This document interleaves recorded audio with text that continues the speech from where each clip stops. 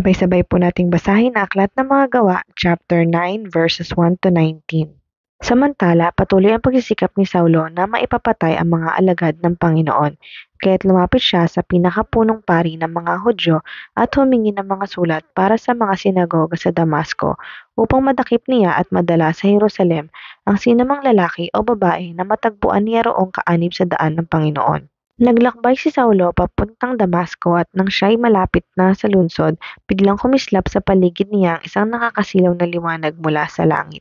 Natumba siya sa lupa at narinig niya ang isang tinig na nagsasabi, "Saulo, Saulo, bakit mo ako inuusig?" "Sino kayo, Panginoon?" tanong niya. "Ako'y si Jesus ang iyong inuusig," tugon ng tinig sa kanya.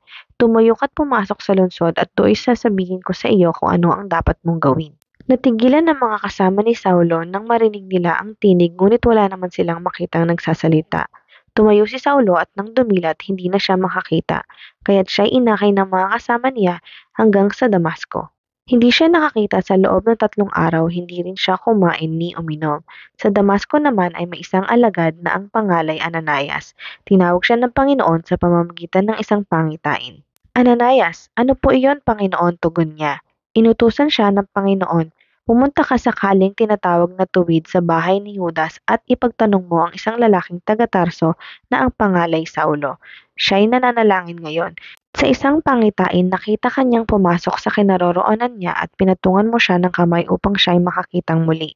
Sumagot si Ananias, "Panginoon, marami na po ang nagbalita sa akin tungkol sa taong ito at tungkol sa mga kasamaang ginawa niya sa inyong mga hinirang sa Jerusalem. At naparito siya sa Damasco, taglay ang kapangyarihan galing sa mga punong pari ng mga Hudyo upang dakpin ang lahat ng tumatawag sa iyong pangalan.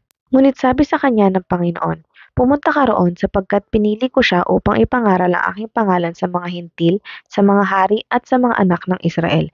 Ipapaunawa ko sa kanya ang lahat ng dapat niyang tiisin alang-alang sa akin." Pumunta nga si Ananias sa naturang bahay at ipinatong ang kanyang kamay kay Saulo. Sabi niya, "Kapatid na Saulo, pinapunta ako rito ng Panginoong Hesus na nagpakita sa iyo sa daan nang ikaw ay papunta rito. Isinugo niya ako upang muli kang makakita at upang mapuspos ka ng Espiritu Santo." Noon di may nalaglag na tila mga kaliskis mula sa mga mata ni Saulo at nakakita na siyang muli.